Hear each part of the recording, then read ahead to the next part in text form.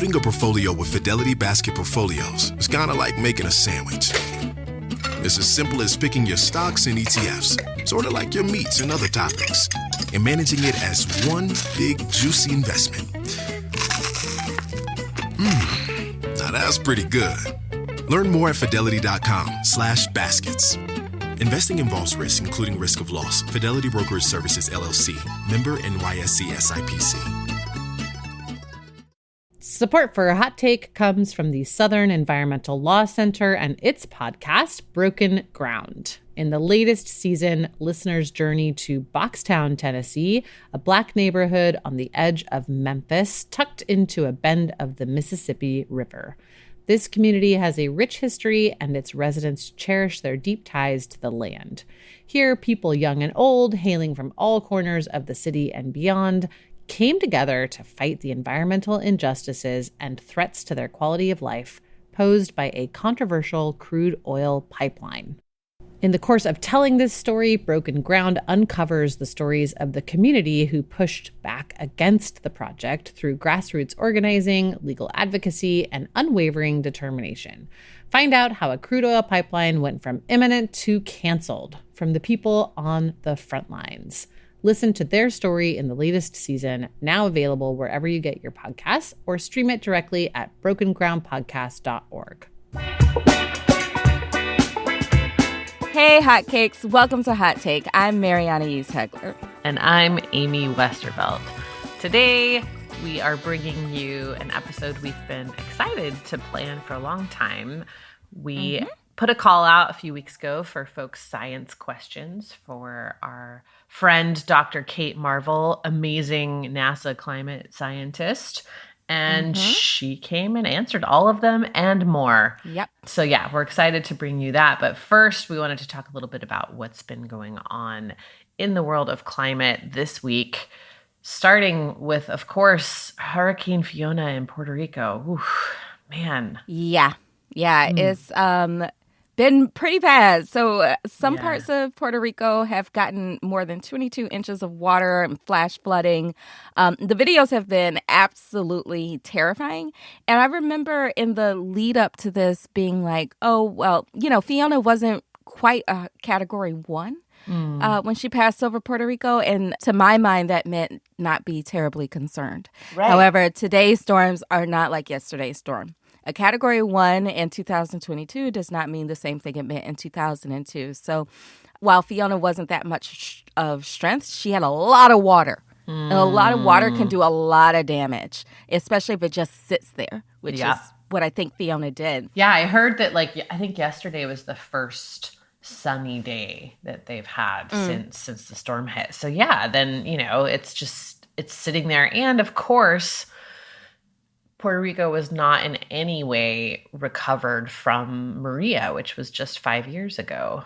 Exactly. Exactly. This is the thing that I think people need to remember too, is that, there are parts of New Orleans that still aren't recovered from Katrina. Am I right? All of New Orleans is not recovered from Katrina. Right. No joke. Yeah. No joke. I would expand that to the Gulf Coast. Yeah. So, let's talk about Maria for a second. Maria was a Category 5 storm in September 2017. Yeah. Took 11 months for the power to return to the island. It's the longest blackout in U.S. history. And it killed 3,000 people. It's terrible. Yeah. I reported a little bit there right after Maria, and then again just a couple of years ago. So that would have been 3 years later, and it was still very much recovering. A couple of years ago, and the folks that I talked to were like, I don't just talking about a lot of things that I think maybe people don't necessarily think of when they think of a hurricane, and this long aftermath of it, where people who were on dialysis, for example, couldn't plug in their machines. People who I interviewed one woman whose father died because he was supposed to start cancer treatment the day Maria hit and wasn't able to start it. and, died a few months later. So there's a lot of stuff like that where it's like, there's so many compounding effects that I think are easy to forget about if you're not there on the ground yourself. Yeah. About a year after Maria, I went to it was something being held at a conference, but it was kind of like a ceremony for people to just share their experiences around Maria. And of course, it prioritized. I was there, but it was only people with relationships to Puerto Rico that spoke. And some of the things people were saying were things I hadn't even thought of, right? Like people had gotten their family members out and brought them to places like Chicago, but they their relatives didn't know that certain colors meant certain things in certain neighborhoods and wound up getting killed because of that. Or like one woman spoke about her father, who was very proud Puerto Rican, had this very deep love and affection for his homeland and refused to leave. And therefore, he lost his home, but he was too proud to go stay with anyone. And he was too proud to let her bring him back. So she was just like, my father's homeless and I don't know what to do about it because he won't let me help him. And it was just like so much heartbreak in the room. Yeah. And so today we have Fiona on top of that. Yeah. So, and another thing too is that so shortly after Maria, there was this big push in Puerto Rico to try to get distributed solar going because, it was like, wow, this is the perfect place to do this, right? Like you can have solar panels on every roof because there's so much sun year round.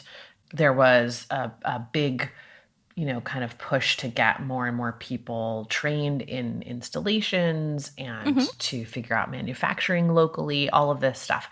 And it was like, in the case of a hurricane, if you have your own setup with solar, like you can get back up and running way fast, as opposed to if you're reliant on a centralized grid that runs on fossil fuels and all of that stuff, right? Because a big part of it is like worn down infrastructure and transmission too. And instead of that, like there was such momentum behind it, but there was also momentum coming from somewhere else. And that was the gas industry in the United States, which at the time had a surplus of gas that they were hoping to dump on Puerto Rico. And they lobbied change a bunch of, there were laws that actually prohibited that. They lobbied to change those laws. They they did a whole bunch of groundwork in Puerto Rico and really basically kind of got the country from, instead of going from coal to solar, going from coal to gas. And now here we are, and who knows how long it will take for the power to come back on. It's so it's really... Yeah, there was a movement like that here in New Orleans after Ida, and I don't think it succeeded either. So, right now up to 750,000 people are without water in Puerto Rico. More than 1 million people are without power, and who knows how long that's going to last, because again, the blackout after Maria lasted a really long time. Last I checked, up to 8 people are dead, 4 of them in Puerto Rico. So, the storm also caused significant damage in the Dominican Republic. And as of yesterday, Wednesday, Fiona had strengthened to a Category 4 and was barreling toward Bermuda, although it's not forecast for a direct hit. It also hit Turks and Caicos in all of this. And it's projected to hit Nova Scotia later this week. Wow. And, I don't quite know what to make of this, but it does not seem like storms are slowing down after they hit land. It seems like they are getting stronger after they hit land, which a lot of the conventional wisdom that I thought I had about hurricanes is starting to feel irrelevant. Yeah. I was wondering that. I was going to ask you because I'm pretty hurricane illiterate. But is that normal for it to keep going for that long? Because I always think of it as okay, it hits land and then it peters out, but it's going to go all the way to Nova Scotia? What? I don't get it. It's not unusual for them to keep going, but it is unusual for them to keep getting stronger after they hit land. Usually, land weakens a hurricane. And so for it to go from I don't know, I don't remember exactly what it was when it hit Puerto Rico, maybe a 1 or a 2, and then to a 3, and then to a 4. It's how are you... what's feeding you? And it's the hot waters in the ocean, and probably several other things that we should have asked Kate about, but we didn't. Sorry, y'all. But also, Kate's not a meteorologist. Yeah, she's not a meteorologist, so it's okay. She's not a meteorologist. But before we go any further on this, let's talk about some places people can donate to help people in Puerto Rico, because do not give to the Red Cross, folks. That's right. That's right. We'll stick these links in the show notes too. But there are a few places that we found, from credible sources on the ground there. And those are Proyecto Matria, that's a women's rights organization. Taller Salud, that's the health workshop, also a women's health organization. And then a mutual aid network called Brigada Solidaria del Oeste. So those are three places that are doing the work on the ground, helping people get food, get water, get shelter, and looking out for folks on the ground in Puerto Rico. And again, we'll stick those links in the show notes for you. Yeah, thank you. If you're able, please help people in their moment of need. Also, big fun, meteorologists are tracking a tropical wave that they think is going to wind up as a storm in the Gulf.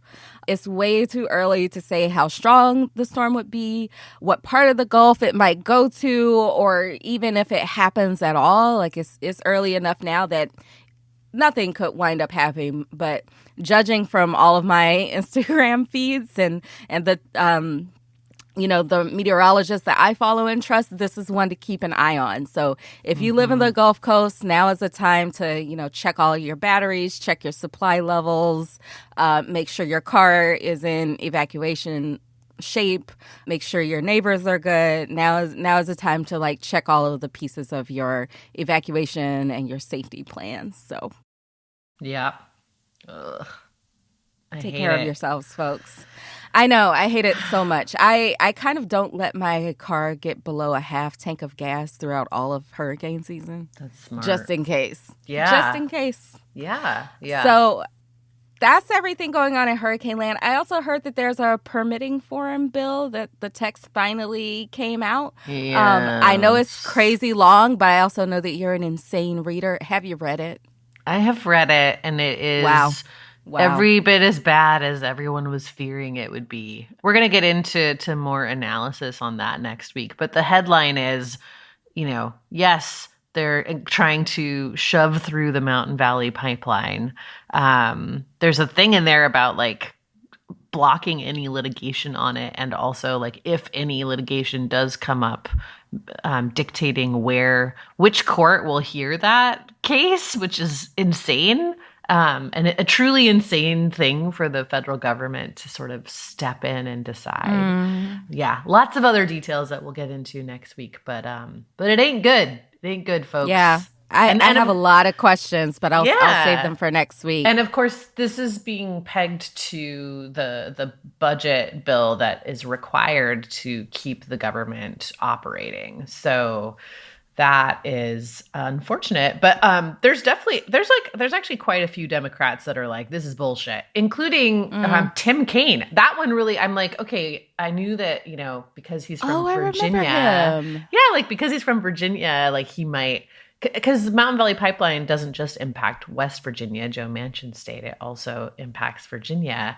But we hadn't really heard much from Tim Kaine on this, and he came out yesterday saying I will fight this bill everything I have, which I was like, wow, okay. I mean, because he's, he's not Bernie Sanders. He's not Bernie Sanders. Yeah. I remember him running for vice president and being like, okay, wow. Yeah. So that seems like, okay, maybe it won't be just the progressive wing of the Democratic Party that is this is too much. But we'll see. And we'll get into more next week. Yeah. I mean, my main question, though, is Joe Manchin still the world's climate hero? Oh, man. That's not an answer. He is, man. Every time I think, surely that he's done now. Nope. No, he's not. Are you ready? I'm ready. It's time to talk about climate. My day kicks off with a refreshing Celsius energy drink, then straight to the gym. Pre-K pickup, back home to meal prep. Time for my fire station shift. One more Celsius, gotta keep the lights on. When the 3-alarm hits, I'm ready. Celsius. Live, fit, go. Grab a cold, refreshing Celsius at your local retailer or locate now at Celsius.com. Learning through play starts with Lego Duplo. With Lego Duplo, toddlers can develop real-life skills while having fun with colorful bricks made just for them. Large, easy to grip, and safe to explore. When children express themselves with Lego Duplo, they build patience, problem-solving, and empathy. See your child learn perseverance and self-expression with everything they imagine and create. Visit lego.com/preschool to learn more. Kate Marvel, thank you so much for joining us. I'm so excited to be here. Thank you for having me. Yeah. We were really excited when you accepted the invitation. So, when we talk about climate change, I think so many people still think of it as a strictly science issue and that they can't talk about it unless they understand the science inside and out. So before we get into today's questions, I just wanted to ask you how you feel about that assumption about climate change as an actual astrophysicist. So that seems like too much work for me personally, if I'm the only one who's allowed to talk about climate change. Yeah. So selfishly, I don't want to have to solve this problem by myself. But also, climate change, as you are super aware, is not just a scientific problem. I get so sick of seeing these headlines that are like, scientists are worried about Greenland melting. And I'm like, what's up with the rest of you? Right. Why are you worried about this? Yeah. I think it's becoming increasingly not a scientific question. It's becoming increasingly a policy question. Yeah.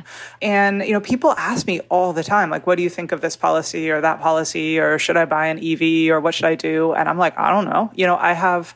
I have opinions as a citizen, and they're kind of opinions that are informed by my job. Mm-hmm. But I'm not sure that I know more about what the right response kind of politically and morally and pragmatically. I'm not sure that I know more than most other people. Mm-hmm. Yeah. So I'm actually I'm really excited to be increasingly irrelevant. That's all I ever wanted.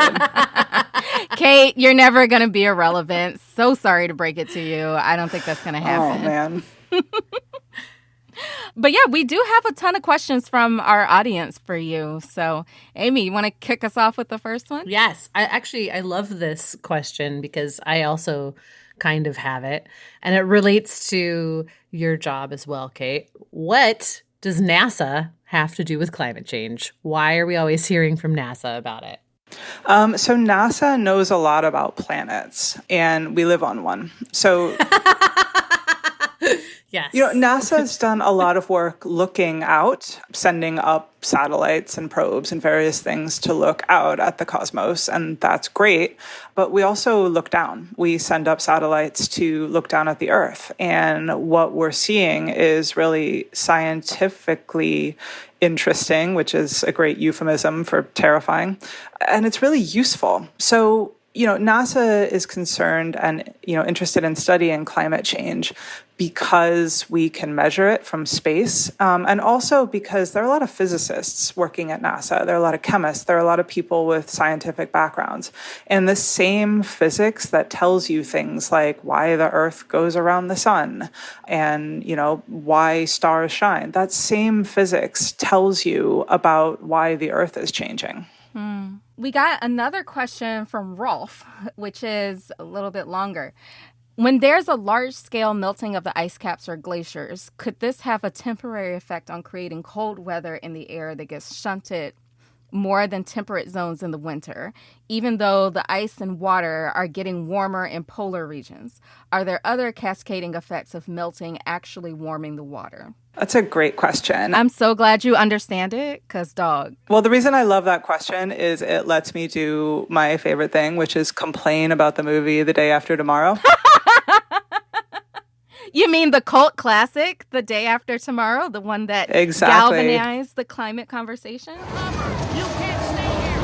Get out of here. What you're seeing are two actual tornadoes striking Los Angeles International Airport Wait, it looks like they joined and formed one large tornado. Tommy! Oh my God!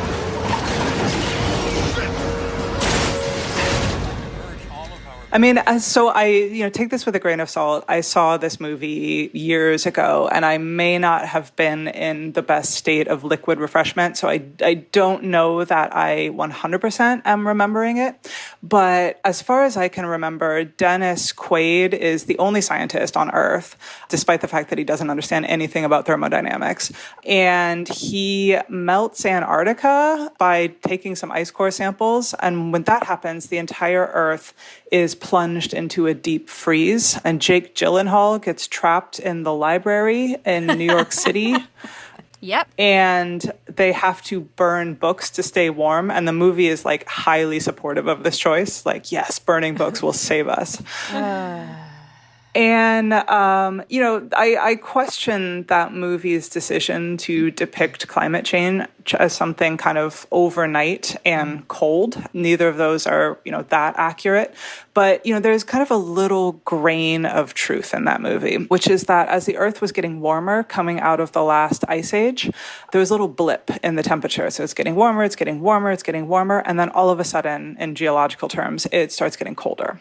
And the reason we think is that there was a big burst, basically, and some ice melted that put a lot of meltwater into the oceans, and that really affected the circulation of air in the atmosphere, water in the ocean, and that led to a pretty pronounced but temporary cooling. So that's an example of weird stuff that can happen on a rapidly warming planet. Things that we do know are happening is a lot of the weather we experience, a lot of the climate we experience is driven by the fact that there is a temperature difference between the tropics and the poles. So the poles are super cold, the tropics are super hot, and that sets up a lot of the atmospheric circulation that dictates our day-to-day weather and climate. And what's happening right now is the Arctic is getting warm a much faster rate than almost anywhere else. And so that is kind of flattening out that temperature difference and affecting the atmospheric circulation in a whole bunch of really strange ways. That's super interesting. So what Rolf is really asking is, could we potentially see a similar sort of temporary cooling as the glaciers melt in the years ahead?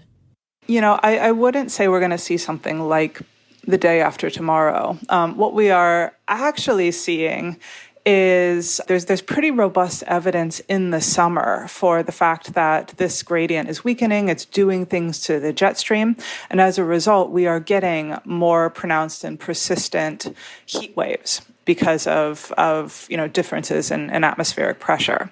So that's something that's pretty robust.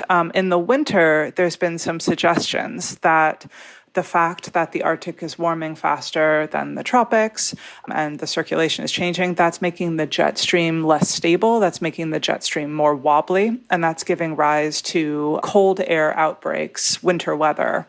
That is not a obviously wrong theory. That's something that could be right. The evidence so far is not really accumulating to support that happening right now, but that is definitely something that is the focus of kind of active scientific study. So I selfishly have a question for you. I need to frame it with a little bit of contextual information. So last week, my phone ran out of storage and I had to call Apple support to fix it. The day before that, the sensors on my car got blocked and I had to take it to the dealership to find out that it was just a leaf on my car and that the car was fine. And then this morning, I restarted my computer and it refused to turn back on for 30 full minutes. And all of this to say is that this particular instance of Mercury in retrograde has been especially brutal, and I feel personally victimized. What is NASA doing to pull Mercury out of retrograde, and when can I expect restitution? I was really wondering where you were going, Mary. This is important. Don't laugh.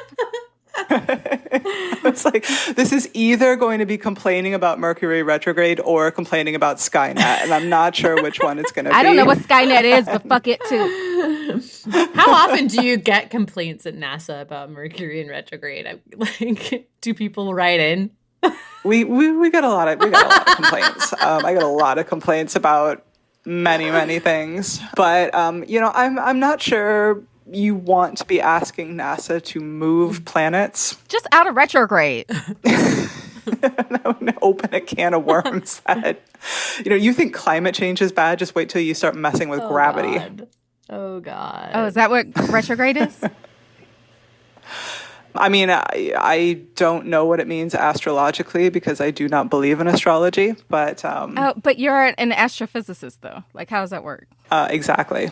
You're going to get me hate mail now for being cranky about astrology. Well, we should have said this at the top of the episode, actually. We have, just to remind our listeners, please send all hate mail to bkahn@protocol.com, care of Brian Kahn.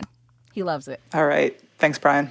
So you're not doing anything to get Mercury out of retrograde, is what I'm hearing. No, I mean you're gonna have to deal with that yourself. I'm sorry. Fuck. I want my taxes back. And I should say that mostly I'm speaking as an individual. I do not represent any agency of the federal government, but I kind of feel comfortable speaking for NASA there when I say we're not going to do anything. Okay, fine. You're just going to take my tax dollars and leave me in tech hell. So, no worries. Okay, Kate, we got a lot of questions about various technological fixes to climate change, as you might, not be surprised to hear. So one of them was from Rob regarding Moxie, a machine that turns CO2 into oxygen. I haven't seen this, but I don't know, maybe you have. Is it a tree? No, Kate, it's a machine. Maybe it's an artificial tree. Can you speak to its viability in reducing CO2 in Earth's atmosphere and whether or not efforts are currently being made to use this technology here on our home planet? Yeah, I have not heard of that. We do have plenty of technologies that turn CO2 into oxygen. So we've got trees, we've got kelp, we've got plants. Basically, that's what photosynthesis does. And trees are great. I love them. I was about to say deforestation is a climate solution. That is absolutely wrong. Reforestation is a climate solution, but it cannot be the only solution. It is just not possible to counter the enormous amount of CO2 that humans are currently putting in the atmosphere by planting trees. Right, right. And, that's, there's several reasons for that. Trees are part of ecosystems. They do many things other than just take carbon dioxide out of the atmosphere. And trees take carbon dioxide out of the atmosphere, not because they're benevolent and they love us, but that's how they exist. That's what trees do to grow, is they use photosynthesis and they use carbon from the atmosphere to make more tree. And, that's great. That does take carbon dioxide out of the atmosphere, but when you lose that tree, you lose that sequestration of CO2. So, things like forest fires can wipe out enormous amounts of sequestration potential. Right. So, I'm not anti-tree. Kate Marvel hates trees. I'm just going to kidding. get so many angry tweets. Again, send them to Brian Kahn at Protocol. Right. Yeah. I am pro tree, but we are not going to be able to plant trees to get ourselves out of this and change nothing else. In terms of artificial ways of taking CO2 out of the atmosphere, those technologies exist. Some of them are proven to work. The question is, do they work at scale from a scientific perspective? And then there's obviously a lot of, going back to what we were talking about before, that you cannot leave this up to scientists. Scientists are not going to solve this problem because we're great. I love us, but that's not really what we're for. Mm-hmm. So there's problems associated with taking CO2 out of the atmosphere. There's too much CO2 from the perspective of temperature, but from the perspective of how many parts per million, there actually isn't that much CO2 in the atmosphere. We're talking a little bit over 420 parts per million. And that means that you need to figure out a way to separate out that really, really small part of any given bit of air that is CO2. That takes energy, and that's going to be a problem as the stuff scales up. And then you need to figure out what to do with it. So once you've got the CO2, you need to figure out where are we going to put this stuff so that it doesn't hurt anybody else. And, that gets you into the domain of people and society and things that scientists are not experts in. Even though, I live with people in a society, I don't think I'm uniquely qualified to say, here is the best balance between carbon dioxide removal and other things. I don't feel like I'm qualified to say, here is how we should build this infrastructure to do this equitably. You know who's also not qualified, but it's not stopping them, Kate? Oil companies. I'm just kidding. Yeah. I mean, one thing that I will say is, there's sometimes a narrative that, you can't talk about carbon dioxide removal because oil companies will lie about it and they'll use it to justify, delay on climate action.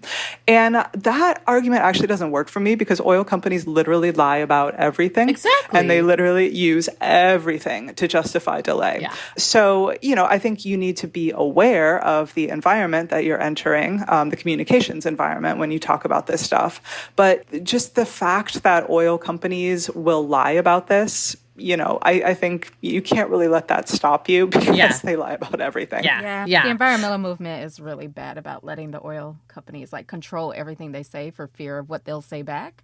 But they're always going to find the bad faith argument. Yeah. Exactly. Okay, I found out, I looked up Moxie. I'm here with Jim. He's going to teach us how to get oxygen on the surface of Mars. Jim, can you tell us where we are right now? Absolutely. This is the JPL Mars Oxygen In Situ Resource Utilization Laboratory. We call this the MOXIE Lab for short. The MOXIE instrument is a demonstration mission designed to prove that we can produce pure oxygen on the surface of Mars. If it's successful... It's part of NASA's preparation for human exploration of Mars. And it's like a small battery-sized thing that produces oxygen from CO2 in the same way that trees do. It's like this little unit that they have created. But right now it's very, very small. And it's like, it wouldn't even be able to make enough oxygen for one human on Mars, let alone be deployed at scale. But still, it's a technology and it exists. And NASA's testing it out on Mars. So there you go. Yeah. No, I mean, you can go to Mars. I do not want to. I like it here.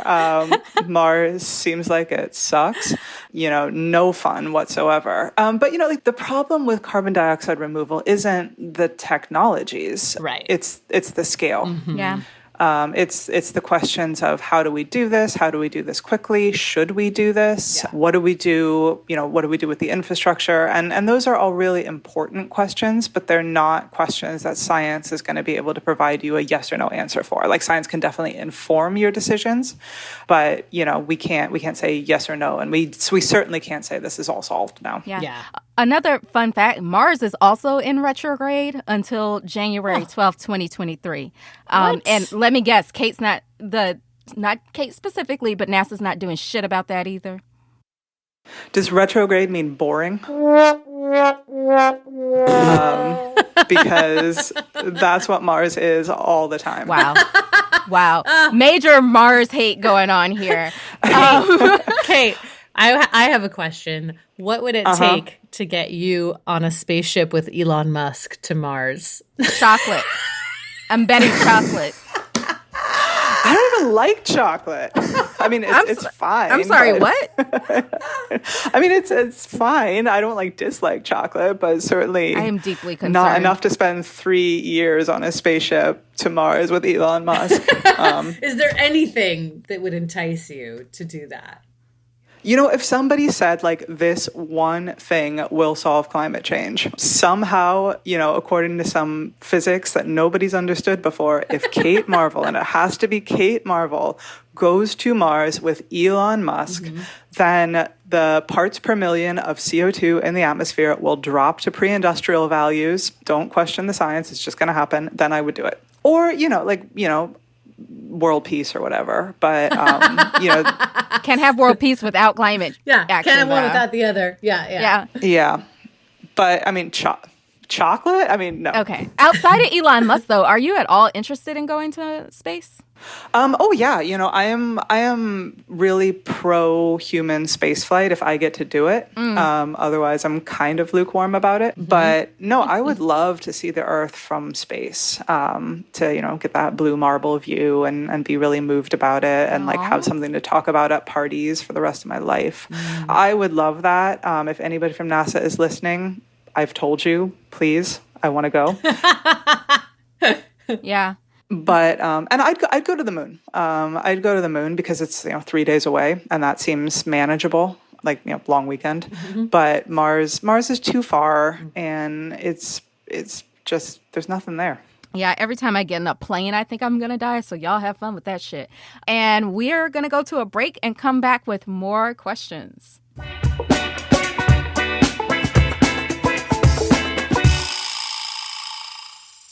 Support for Hot Take comes from the Southern Environmental Law Center and its podcast, Broken Ground. In the latest season, listeners journey to Boxtown, Tennessee, a Black neighborhood on the edge of Memphis, tucked into a bend of the Mississippi River. This community has a rich history, and its residents cherish their deep ties to the land. Here, people young and old, hailing from all corners of the city and beyond, came together to fight the environmental injustices and threats to their quality of life posed by a controversial crude oil pipeline. In the course of telling this story, Broken Ground uncovers the stories of the community who pushed back against the project through grassroots organizing, legal advocacy, and unwavering determination. Find out how a crude oil pipeline went from imminent to canceled from the people on the front lines. Listen to their story in the latest season, now available wherever you get your podcasts, or stream it directly at brokengroundpodcast.org. Hot Take is brought to you by Sleep Me. Science tells us that the best way to achieve and maintain consistent deep sleep is by lowering core body temperature. Temperature-controlled sleep repairs muscle after a hard day's work and improves cognitive function, so you always start your day feeling sharp and alert. Sleep Me is the new home for Chili Sleep, which you've heard us talk about before. Mary, I know you're a fan of sweating, but do you like to sweat yourself to sleep? Is that a thing for you? It's not something I aim for. No, I don't sweat myself to sleep. No. Wait, you're making me really sound like a freak. I know. I'm totally the person who like has the windows open and the fan on and like air conditioning if I have it, because I like a cold room, and the Sleep Me option is great because I don't have to force anyone else to have the same cold room that I'm sleeping. You basically like to sleep do it myself. You just want to sleep in a morgue. Yes, I think I would love that. Very honestly. morbid. I would. Morbid. Yes. Sleep Me makes the coldest and most comfortable sleep systems. They have mattress pads that keep your body at the perfect temperature for a deep, cold sleep. They also have weighted blankets with cooling kind of option in them. And they just launched the new Dock Pro sleep system, which has 2 times more cold power than other models. It's super, super quiet, and it has a tubeless mattress pad design that allows for 5 times more cooling contact. I love it. I love to sleep cold, and it helps me get to sleep and stay asleep. Head over to sleep.me/HT to learn more and save 25% off the purchase of any new Dock Pro, Cube, or Uller sleep system. This offer is available exclusively for Hot Take listeners and only for a limited time. That's sleep, SELEEP.me/HT to take advantage of our exclusive discount and wake up refreshed every day.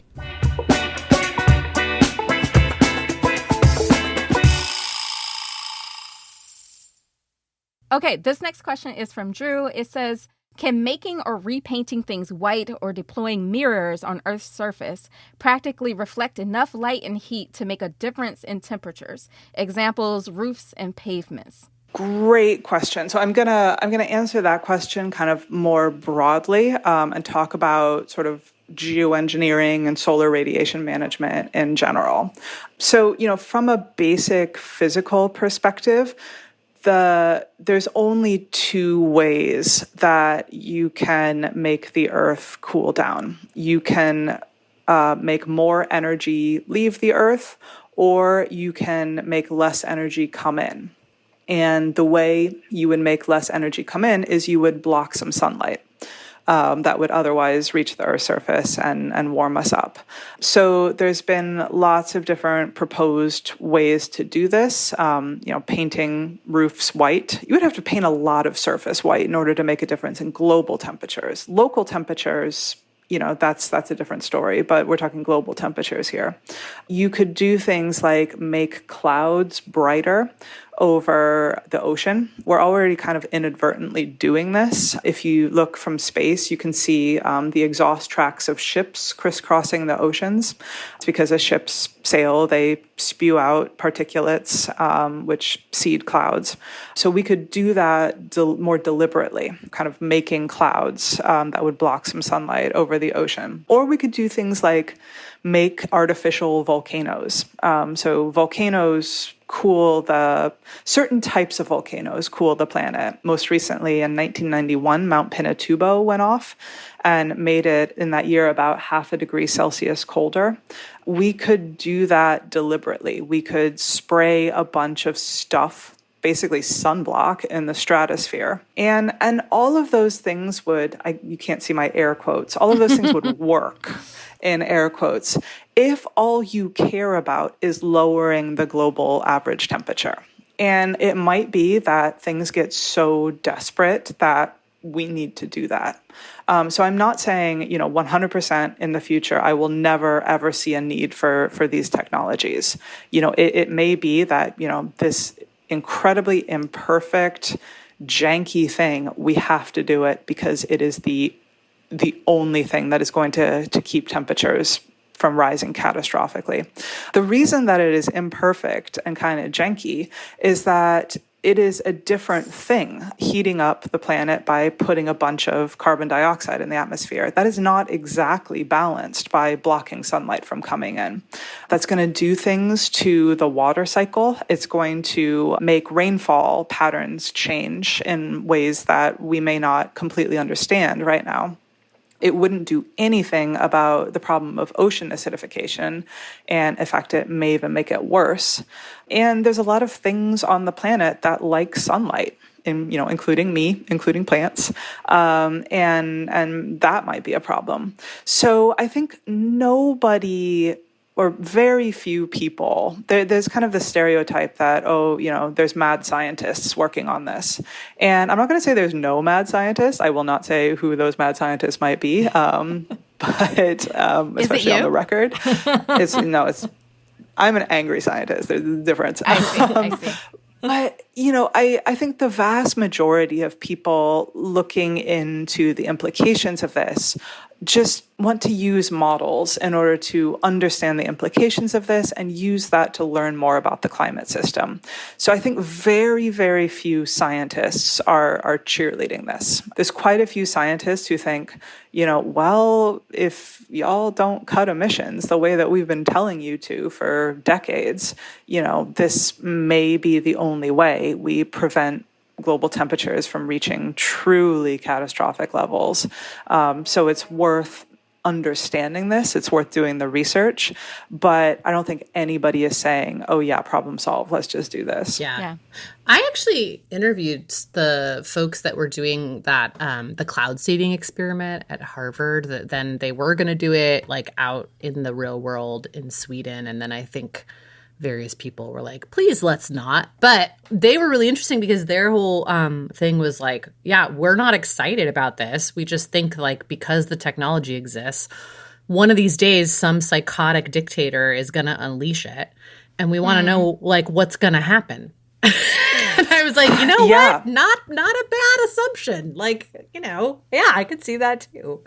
Yeah. Yeah, I mean, and that's that, I think that really points to the kind of the asymmetry, between climate change mitigation and a geoengineering solution is that, a crazy dictator could definitely do this. A billionaire could definitely do this. And they're all funding a unilaterally. lot of this stuff, actually. Yeah. And, it's fairly comparatively cheap. So, if you wanted to do this, you wouldn't need kind of global buy-in and, major changes in society the way that you need for effective mitigation. Effective mitigation, you really need to get lots of different countries on board, and that's difficult. Yeah. And so that's kind of another area that really worries me. Yeah. Another thing that kind of freaks me out is that, it's going to be really hard to attribute things. So for example, suppose somebody starts geoengineering, somebody starts, putting stuff in the stratosphere or brightening clouds, and then a major typhoon hits Japan, for example. Does it matter if you can prove this typhoon was caused by the geoengineering or not? And if there's ambiguity there, that's kind of scary to me, because that's going to dictate countries' responses. That's going to dictate how countries relate to each other. And, we're never going to be able to say, oh, this had no effect. Maybe it doesn't even matter. So that's another source of kind of uneasiness for me. You mentioned volcanoes, and I feel like volcanoes are often used by climate deniers to be like, see, it's not real, or the climate models don't take into account volcanoes. I don't really understand their argument. Do you? Wait, climate deniers don't make any sense? Is that what you're saying? I think I might be. What? Really? Yeah. So they're on my Twitter, Kate. There's one like new volcano that they all seem to be talking about, and I can't remember the name of it, but it's like every few years there's another one that they're like, oh, the models don't know about this. So, I mean, volcanoes do two things. So if you've got a really large explosive volcano that's located in the tropics in a region that's really favorable to, getting this stuff up in the stratosphere and smearing it around on the entire global stratosphere, like Pinatubo, like El Chichon and Mount Agung before that, like Krakatoa, the really famous explosion in the late 1800s. Those we know are really effective at cooling the climate, and that's really temporary, but it's a large effect. A lot of times you get, well, volcanoes produce CO2, didn't you know? And yes, volcanoes produce CO2, less than 1% of what humans do, but yes, CO2 comes out of volcanoes. And, there's a carbon cycle. There's a carbon cycle dictated by biological stuff, photosynthesis and stuff eating the results of photosynthesis and dying and putting their carbon back. So there's kind of that short carbon cycle. And then there's a really, really, really long carbon cycle where volcanoes belch CO2 into the atmosphere over geological timescales.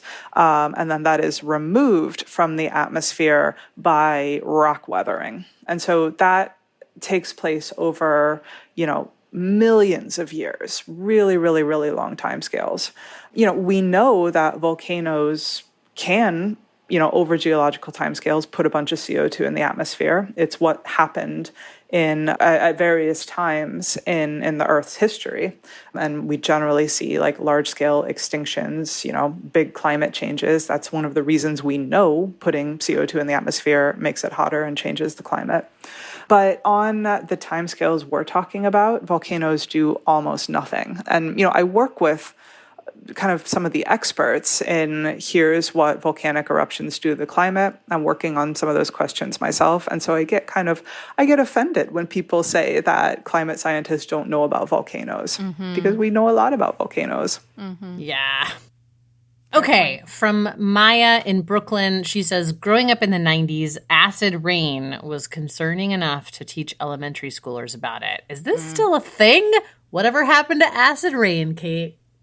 And the Bermuda Triangle, I might add. I remember thinking the Bermuda Triangle was going to be a very big part of my life. And quicksand. Really?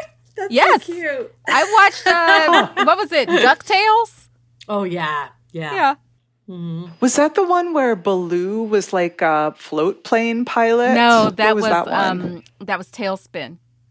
DuckTales was the one with the ducks. Okay. Yeah. I want to be in that pitch meeting for somebody who's like, all right, it's Baloo from the Jungle Book, but he's a cargo pilot. The kids will love it. And we did.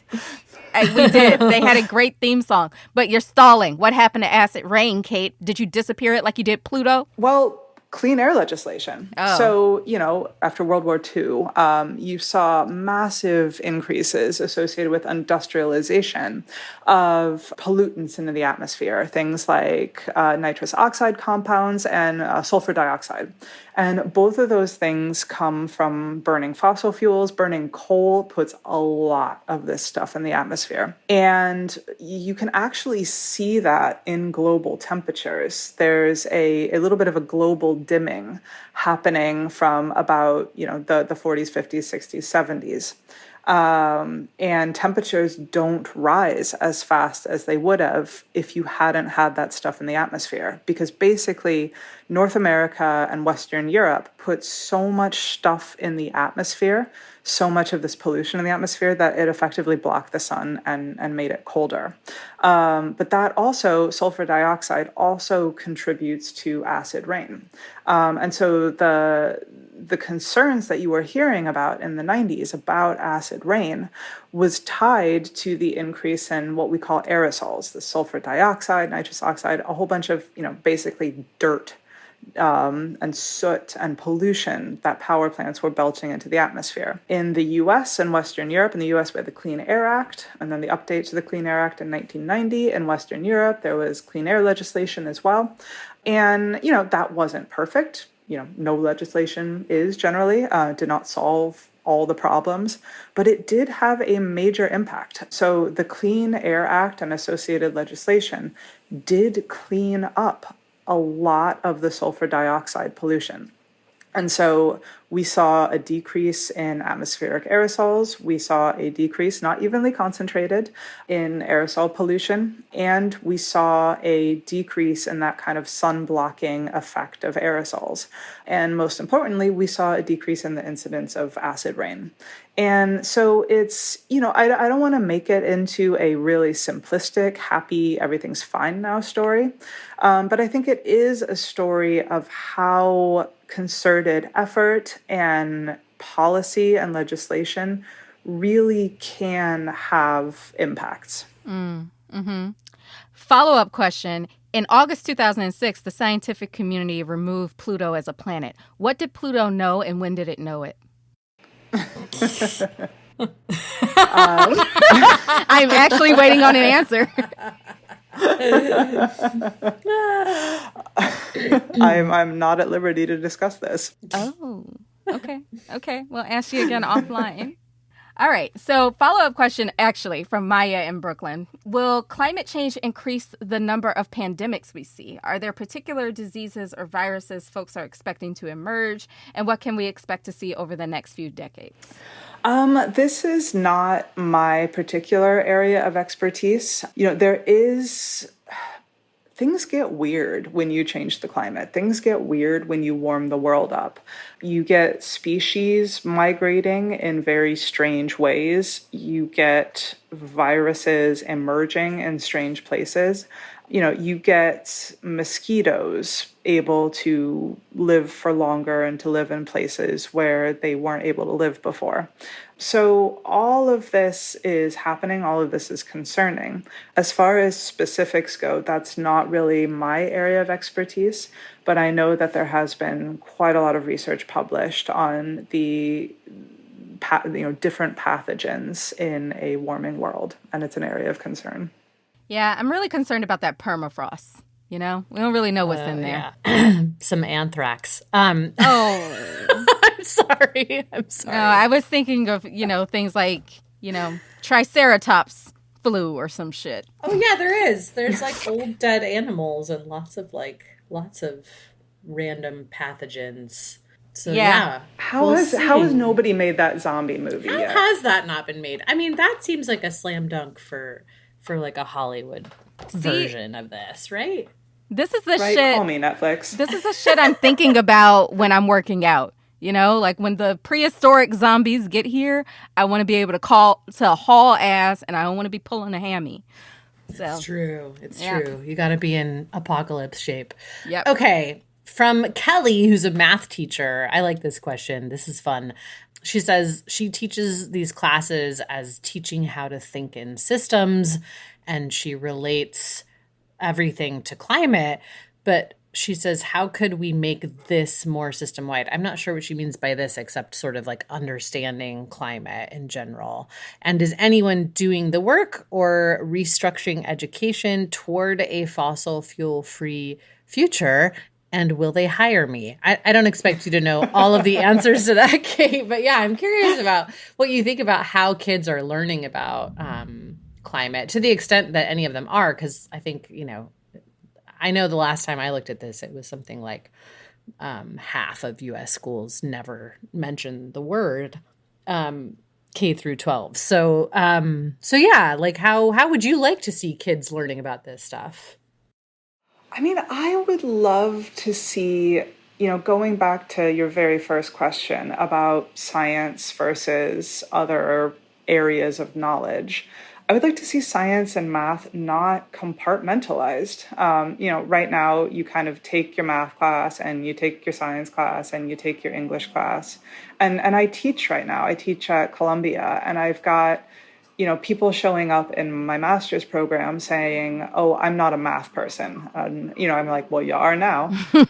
But our education system just kind of allows people to believe this false story about themselves that, quantitative knowledge or the tools of science are not for me. Mm-hmm. I am interested in people. I am interested in storytelling. I am interested in art. And therefore, I can't be interested in these tools. And I think that's silly. You don't need to be a full-fledged French person to know that French exists as a language and it's useful for communicating in some situations.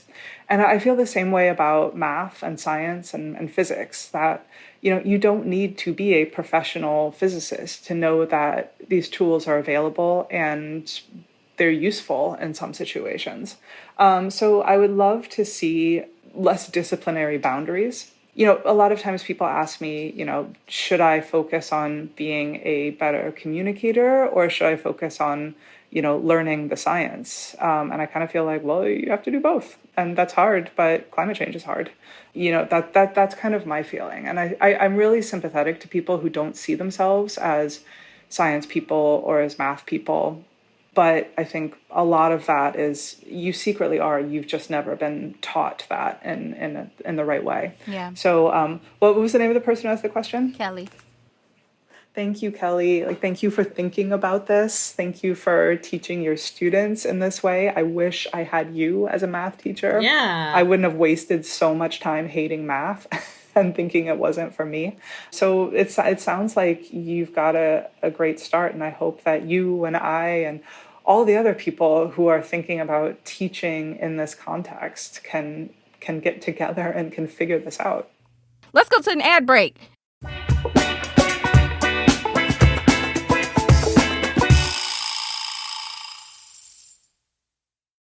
Hot Take is brought to you by Athletic Greens.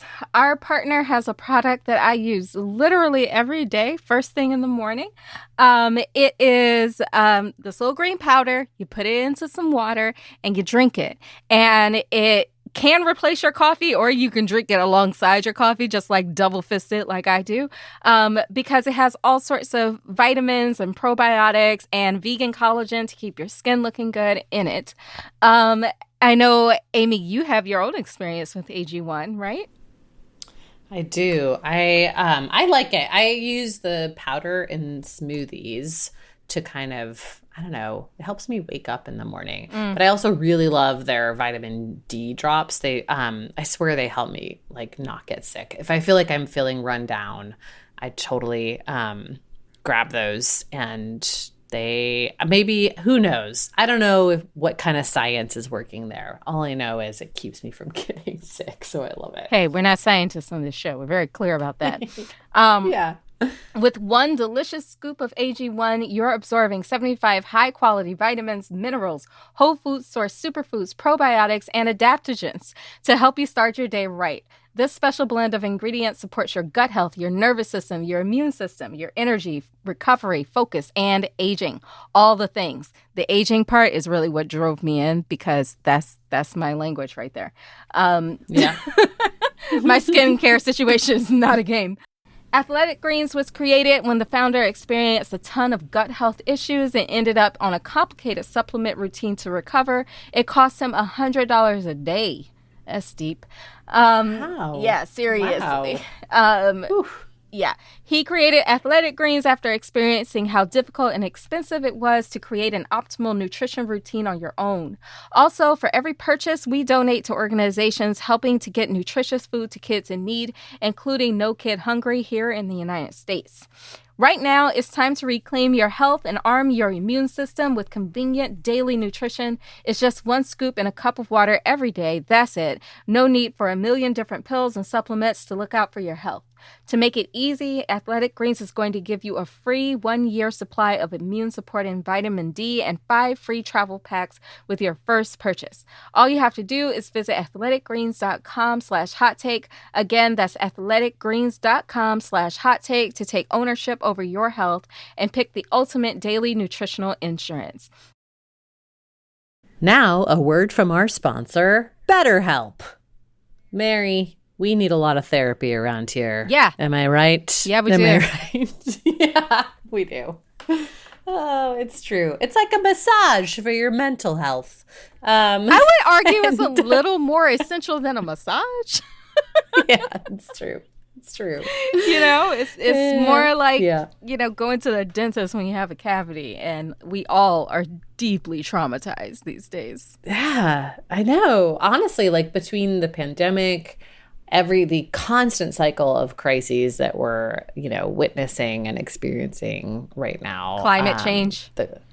Yeah, that's what I mean by crises. Yeah, and then also like the all of the political outrage cycle too. I just feel like everyone is like on high anxiety mode right now. Like, seriously, or depressed mode, right? Like shit is real. Yeah. Shit is real. It is real. If you're not already in therapy, why not? Yeah. Check out BetterHelp. It just makes it so easy. You can be really picky about exactly what type of therapist you want because you can choose from lots of different options. You can book calls with them, book video calls. You can also just send them notes when you have the time. That's my favorite, middle of the night. You know what? Some people write in their journal. I write to my therapist. I don't know if he loves it or not, but I do it. Yeah. It's so fast. Like you get matched with someone within about 48 hours.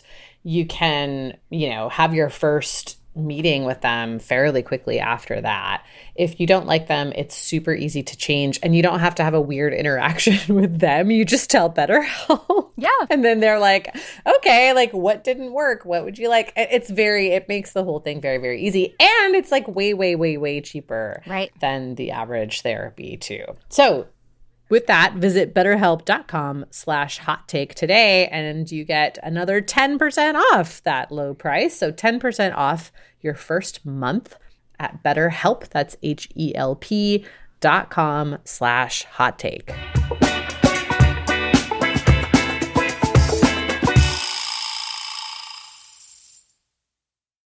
Okay, so from Catherine in Canada, but this definitely applies in the US too. Can transitioning to hydrogen for some energy needs actually decrease emissions? She goes on to explain, she says, in Canada, our government has a hydrogen strategy. It includes injecting hydrogen into gas distribution pipelines so that it can be used for heating, and also plans for hydrogen-powered vehicles and heavy-duty trucks. It lists Suncor as a partner in these plans, very suspicious. There are graphs in the strategy that show emissions reductions from this transition. Is this greenwashing? Would love to hear your thoughts on where different uses for hydrogen fall on the real solutions/false solutions spectrum. And then she says, shouldn't the focus be more on point of use efficiency and reducing energy needs overall rather than just transitioning fuels. There's a lot of questions in there. I think on hydrogen, there's a lot of different things people could be talking about when they talk about hydrogen. And a lot of times it's just like capturing hydrogen from natural gas emissions, in which case, it often is used as a justification for continuing gas, which doesn't necessarily mean it's, not worth doing as long as we have gas. But anyway, I feel like it's hard to just lump all things hydrogen into one. Yeah, I have no problem with hydrogen as an element. It's a great element, one of the first produced by the universe, really simple. But, I think you're right that thinking about the place of hydrogen in a decarbonization strategy, that's kind of above my pay grade. What I will say is that hydrogen has to be made, usually. You have to take water or something else containing hydrogen and strip off the hydrogen, and that takes energy. And you can do that using electrolysis, which you can use electricity to do. And so that, I think, is green hydrogen. I get confused by the spectrum of colors. And, that is arguably that's using green electricity that could have been used to do something else. So you could complain about it from that perspective. But, for the things which require hydrogen, or the things that can be most easily decarbonized using hydrogen, that's the way to do it. Most hydrogen right now is made using natural gas, or what are we supposed to call natural gas now to make it sound as bad as it is? Fossil gas or methane gas. I don't know. Bad gas. That stuff. Yeah. Smelly gas. No. Mean gas, stupid gas, whatever. But that's not great. And so considering how that hydrogen is made is really important, and being able to track how that hydrogen is made is important. It's not going to be a simple. A lot of times, the kind of naive, very simplistic caricature of hydrogen is, it's going to allow everything to continue on as is. We're just going to slot in hydrogen for methane. So the infrastructure that is used for methane gas right now, we'll just keep all of that. Nothing will change except hydrogen is going to be flowing through those pipelines. And there's various reasons why that is not going to work. But I don't think very many people in good faith are saying that's going to happen. Now, there's a lot of people in bad faith saying that is going to happen. But I think, writing off, seeing the word hydrogen and saying immediately false solution, I think is going a little too far. We've got another meaty question from Lael. I hope I'm pronouncing that right. Lael says, I'm a middle school science teacher and longtime climate activist in Israel, where unfortunately we still have a significant number of climate deniers and skeptics. My question to the marvelous Dr. Marvel is about one of the most commonly touted claims of deniers that I hear. What's the end-all scientifically backed proof that the Earth's heating is anthropogenic, which I can't pronounce, and not due to an unusual increase in solar forcing that goes beyond that of the expected 11-year cycle? Thanks for all the great work you're doing for keeping this a livable and fair planet. Oh, thank you.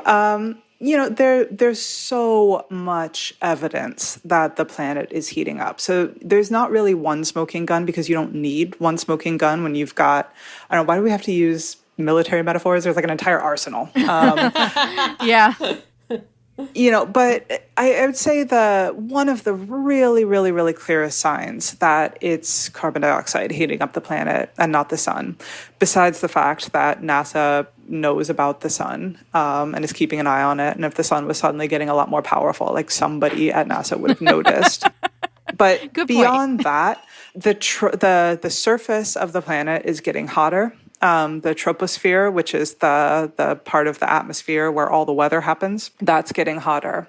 But if you look in the stratosphere is getting colder. And that wouldn't be happening if the sun were getting hotter. So if the sun were getting more intense, the entire atmosphere, including the stratosphere, would get hotter. But the physics of carbon dioxide basically say that if it's getting hotter because there's a bunch of carbon dioxide, the troposphere and the surface should be getting hotter and the stratosphere should be getting colder. Both those things are happening, and there is no other explanation other than there's a bunch of greenhouse gases in the atmosphere. Well, that takes care of There that. you go. I like it. Awesome. Okay, last question from our listeners is from Sam, who asked, do you all prepare for extreme weather events? Are you preppers? Am I crazy or wasting my money to do this? And do you guys have go bags? And Absolutely. I have several. I live in New Orleans. I have one. No, not kidding. I have one at the foot of my stairs, and I have one in the car, and just several emergency supplies littered throughout the house, and at my mother's house too, because we live in climate sacrifice zones, and everybody around me does this. So the question of, are you crazy? Absolutely not. Are you wasting your money? No. And I know this question was sent in for Kate, and I just co-opted it. But I just want to say there is a difference between prepping and hoarding. So if you're hoarding supplies, kind of like in the way that people were doing at the beginning of the pandemic, that's one thing. And that gets into issues of equity and privilege and all of those sorts of things. And once you have those supplies, are you willing to share them? So that's one thing. That's called being a jackass. But if you're just making sure that you're ready for a disaster that is likely to come, because this is the world that we live in now, no, that's not at all. And I stock up on things so that in the event that disaster strikes, which is, quite likely where I live, I can share them with other people around me. And so, no, you're not crazy. You're not wasting your money. I agree with all of that. I think that there's a difference between being prepared and being a prepper. So, I have a go bag, and, I think everybody should. It's just kind of a sensible, useful thing to do. But I think that there's a difference between being prepared and being a prepper. I think, kind of the cultural narrative around prepping is, society is going to collapse. And so you're going to have to be a rugged man hoarding all the food and shooting everybody who tries to steal it. And I don't find that to be a very fun fantasy to indulge. I don't want to do that role playing. I definitely don't want to live in that world. And I think it's better to expend effort thinking about, how do we make society more resilient? How do we make society more fair? How do we make it so that there aren't sacrifice zones? And that is, I think, a better use of my time than, preparing wilderness survival skills to live in some weird hypothetical future where, society breaks down and somehow I'm still alive and also somehow in the woods. I don't know how I'm going to get to the woods and have to and shoot people. I mean, that doesn't sound fun. That doesn't sound like a world that I want to prepare for. And I'd rather spend all of my time and energy trying to make this world better. Yeah. Hey, what about you, Amy? Because I know the answer. Yes, I definitely. I mean, I actually am in the process of sort of prepping different bags, because I had my fire evacuation game on lock, but now I live more in a flood area, so I'm kind of figuring learning out to adjust. Yeah, I'm figuring out what I need here. But yeah, of course, I'm always okay, if I had to leave because I have little kids, I have pets, shoving Baloo into your car to go is a whole thing too, right? Baloo's a cat. Baloo's my cat, for folks who don't know. Yeah. Yeah. But I'm kind of just the other day I was I should really have extra food for the animals on hand too, in case we have to grab and go. But I agree, Kate, that that's just the world we live in. I definitely don't want to spend time preparing for permanent wilderness survival. Yeah. I mean, I'll say, like, not only do I have go bags, I have used them, right? Yeah, like, totally. Same. If all of a sudden you get that tornado warning on your phone, you don't have time to go hunt and peck around your house to find your flashlight and your water and all of that stuff. You need it in one spot because you need to get to low ground and get there very fast. So, it's wonder where Sam lives. Like maybe they're not having climate disasters that often in their area, but, nowhere is safe.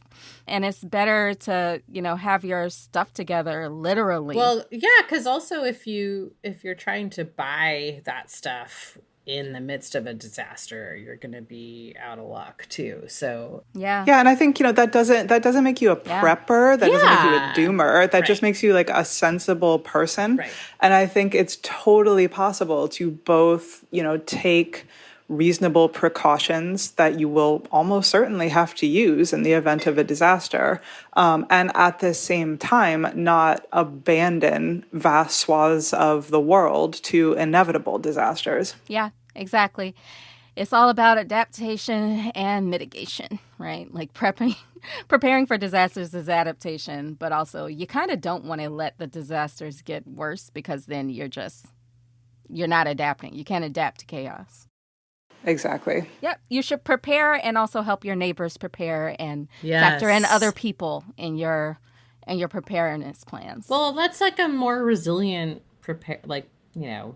plan anyway, right? Like it's better to do it with community for everyone. Yeah. That sounds like a slogan for something else, but I was going to say prepare. Prepare and prepare to share. How's that? That's great, Mary. That's much more wholesome. Thank you so much.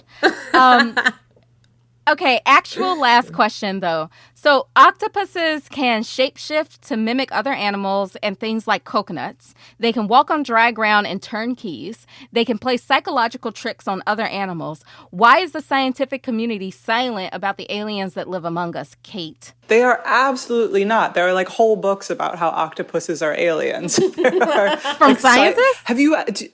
Do you know any neuroscientists? Like, they literally never shut up about octopuses. Really? The scientific community is obsessed with octopuses because they are an example of an intelligence which is undeniable. Like, octopuses are extremely intelligent. Can they play chess? And their intelligence is so different from ours. So I imagine that if an octopus wanted to play chess, it probably would be able to, but they do not want to because chess is incredibly boring and doesn't help you, escape sharks or whatever. But no, neuroscientists are obsessed with octopuses. Octopi? Yeah. Yeah, non-human intelligences. Well, seems like a great place to leave it. Awesome. The octopi will have us in the end. Amazing. Yeah. Awesome. Thank you so much, Kate. We so appreciate you coming on. All right. Thank you so much. Have a good one. Hot Take is a Crooked Media production. It's produced by Ray Pang and mixed and edited by Jules Bradley. Our music is by Vasilis Fotopoulos. Thamali Kodakara is our consulting producer. And our executive producers are Mary Anais Hegler, Michael Martinez, and me, Amy Westervelt. Special thanks to Sandy Gerard, Ari Schwartz, Kyle Seglin, and Charlotte Landis for production support, and to Amelia Montooth for digital support. You can follow the show on Twitter at Real Hot Take, sign up for our newsletter at hottakepod.com, and subscribe to Crooked Media's video channel at youtube.com/crookedmedia.